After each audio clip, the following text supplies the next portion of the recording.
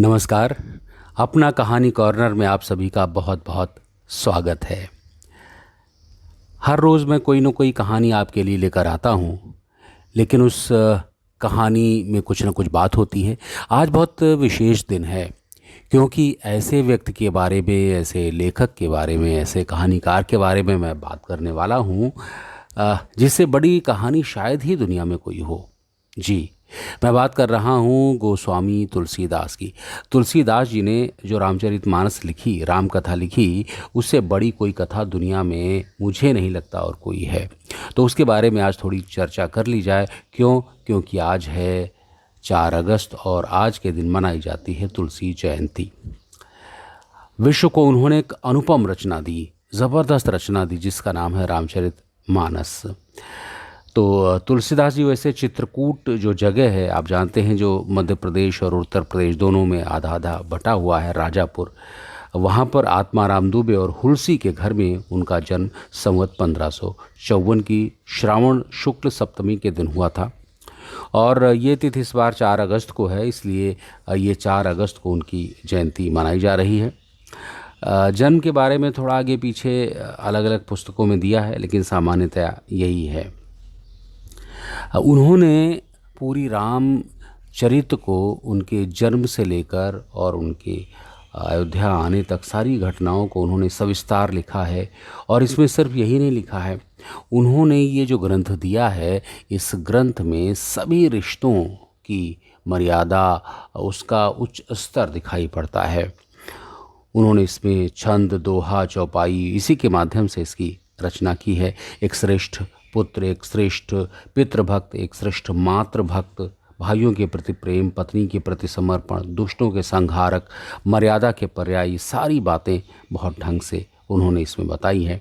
और कहते हैं कि जन्म के बाद सामान्य रूप से कोई भी बच्चा रोता है और न रोने पर लोग चिंता करने लगते हैं, किंतु तुलसीदास रोए नहीं थे।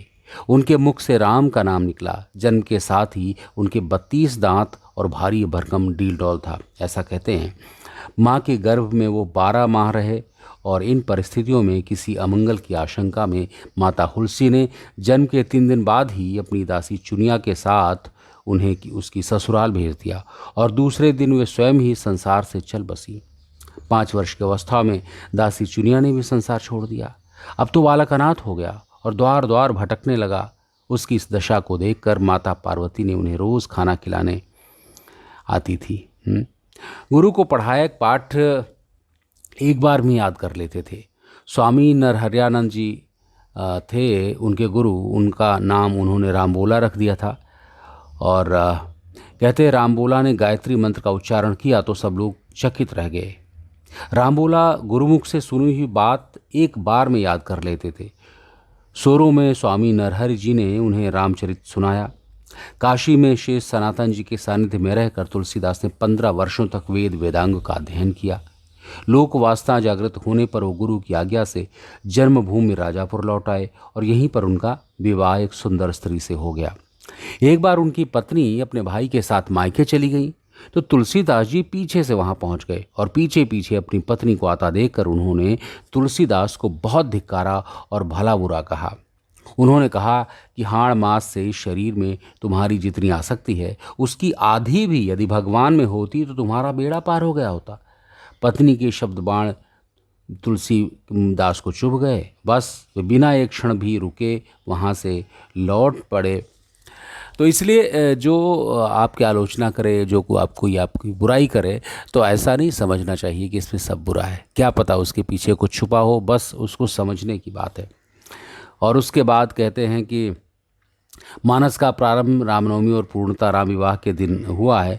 तो कहते हैं कि भगवान शंकर और पार्वती जी ने उन्हें दर्शन देकर आदेश दिया कि तुम अयोध्या पहुंचकर हिंदी में काव्य रचना करो।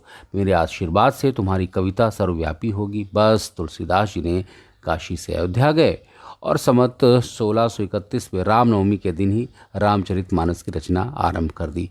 2 वर्ष 7 माह 26 दिन में ग्रंथ की समाप्ति हुई। 1633 में मार्गशीर्ष में शुक्ल पक्ष में राम विवाह का दिन है और 7 खंड उसी दिन लिख डाले। तो ये तुलसीदास की रामचरितमानस लिखने की कहानी है, जो कि अद्भुत ग्रंथ है। जिसमें दोहा, छंद, चौपाई, सोरठा इस तरह के छंदों का उपयोग किया गया है। तो ये छोटी सी कहानी थी। हालांकि इस कहानी में तुलसीदास की, जो मैंने छोटे में बता दिया कि उनकी पत्नी ने उन्हें धिक्कारा, कहा यह जाता है कि जब वो उनसे मिलने के लिए रात में जा रहे थे तो बहुत तेज़ बारिश हो रही थी, बाढ़ आई हुई थी, और नदी के किनारे पहुँचे और देखा कि कोई नाव नहीं है, तो एक लाश को पर तैर करके उस तरफ गए, और जब उनके कमरे तक जाना था तो देखा एक रस्सी लटक रही है, और उसको पकड़ करके उसकी छत पर गए और फिर कमरे तक पहुँचे। पता चला कि वो रस्सी नहीं, सांप था। तो अतिशयोक्ति भी हो सकती है, लेकिन इसका मतलब ये है कि इतनी प्रबल वेदना या इतना प्रबल प्रेम था, इसके चक्कर में वो गए थे, और उस समय उन्होंने, पत्नी ने उनको धिक्कारा था और ये कहा था कि इतना प्रेम इस हाड़ मास से है, इस चमड़े से जो कि नश्वर है, जो 4 दिन में ख़त्म हो जाने वाला है, इसका थोड़ा अंश भी, ज़रा सा भी अगर तुमने प्रेम किया होता भगवान से, भगवान राम से, तो तुम्हारी तो मुक्ति मिल जाती, तुम्हारा जीवन संवर जाता। बस यही बात उन्होंने गांठ बांध ली, और यही कहा जाए तो उनकी पत्नी उनकी गुरु हो गई, है ना। तो चलिए, आज की कहानी में बस इतना ही। फिर मुलाकात करेंगे किसी नई कहानी के साथ। तो सुनते रहिए अपना कहानी कॉर्नर, और इसे सब्सक्राइब कीजिए, लाइक कीजिए, कमेंट करके बताइए आपको कैसी कहानियाँ अच्छी